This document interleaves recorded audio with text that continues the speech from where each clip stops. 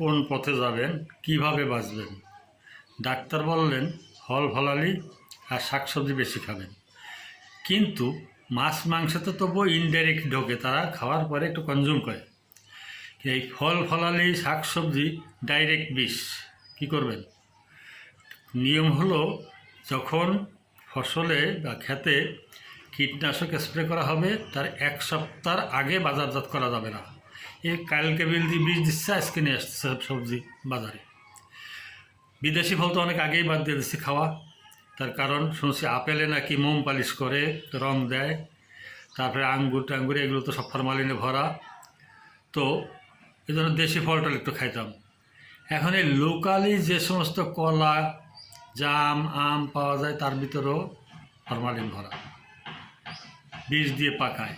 কি করব?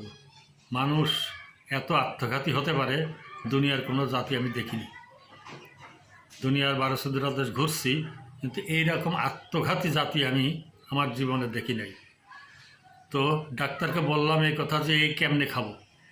কী করবেন? কিছু করার নেই, আমাদের জাগত বাধা কথা আমরা বলে দেবো। আল্লাহ হাফেজ।